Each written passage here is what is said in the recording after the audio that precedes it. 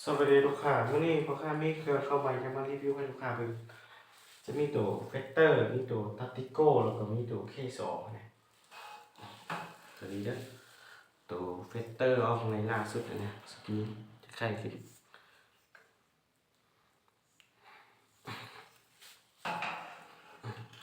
ตัวนี้จะเป็นปืนเฟกเตอร์ปืนลมเฟกเตอร์กับถังลมมันจะใส่เป็นถังคาร์บอนถังเป็นถังใหญ่และถังคาร์บอน 0.5 แล้วก็กล้องซองมันจะใส่เป็นกล้อง BSA ตัวนี้นะกล้อง BSA กล้องขนาดของกล้อง4-14คูณให้44กล้อง BSA นะ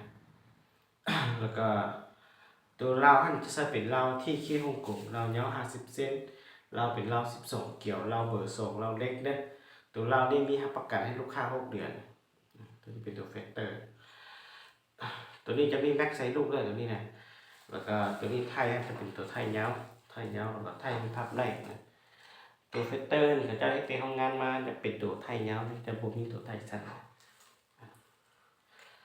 แต่ว่าตัวเฟกเตอร์นี่น้ำหนักเบาสุดตัวนี้นะน้ำหนักเบากว่ามูตัวนี้นะเบากว่าตัวตัตติโก้เองตัวนี้นะก็งามเลยนะ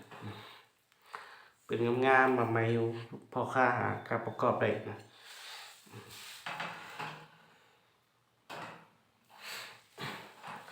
ส่วนตัวนี้จะเป็นตัวตัตติโก้นะ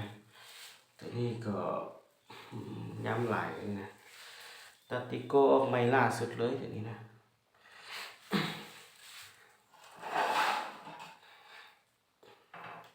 ตัวนี้ปืนจะเป็นตัวตัตติโก้แล้วก็ทางท่านจะใส่เป็นทางคาร์บอน 0.5 ถังนะแล้วก็ราวจะใส่เป็นราวที่ขี้ฮ่องกงราวยาว50 เซนราวเป็นราว12เกี่ยวตัวราวนี้มีให้ประกันให้ลูกค้า6 เดือนนะแล้วก็กล้องซองท่านจะใส่เป็นกล้อง BSA กล้อง BSA ขนาดของกล้อง4-14คูณให้44ได้ตัวนี้ทางไทยจะพับได้หรือไม่ตัวนี้จะดึงได้นะตัวนี้เป็นไทยสั้นแต่ว่าตัวนี้เป็นไทยใหญ่ดึงแล้วก็พับได้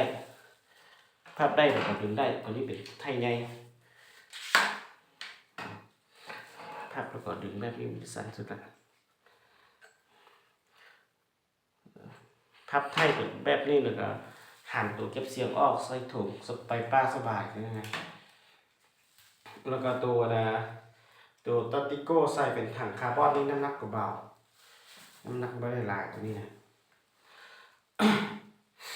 ตัวนี้ก็จะมีแม็กใส่ลูกเหมือนกันแม็กใส่ได้11 ลูกนะก็คือเดี๋ยวกับตัวเฟกเตอร์นะมีแม็กใส่ลูกส่วนตัวนี้จะเป็นตัวเคสองนะเคสองถังถ้าเป็นถังอะลูวาล์ว10,000วาล์วเป็นวาล์ว10,000แล้วก็กล้องซองหันซ้ายเป็นกล้องดิสคัฟเวอรี่เนี่ยกล้องเป็นตัวออกมาแล้วกล้องขนาดของกล้องเป็น3-9คูณให้50ตัวนี้นะเป็นกล้อง Discovery มีไฟเล็กๆส่วนตัวเราที่ใส่เป็นเราที่ขี้ฮ่องกงเรายาว50 เซนเรา12เกี่ยวตัวเรานี่มีรับประกันให้ลูกค้า6 เดือนได้ตัวทางไทยนี่ก็สามารถพับได้ดึงได้ตัวไทยคอมพิวเตอร์ก็ตัตติโก้เครื่องนี้มีประกันให้ลูกค้ามีประกันเราให้ลูกค้า6 เดือนแล้วก็เครื่องสามารถเก็บเงินปลายทางได้นะพ่อค้าคนใดลูกค้าคนใดสนใจก็สามารถติดต่อพ่อค้าทางเบอร์WhatsAppได้จะมีทางกล้องสูบกล้องซองอะไรแล้วก็ลูกปืนมีอย่างไข่ต่างหากเลยนะสนใจก็ไปติดต่อพ่อค้าทางWhatsAppได้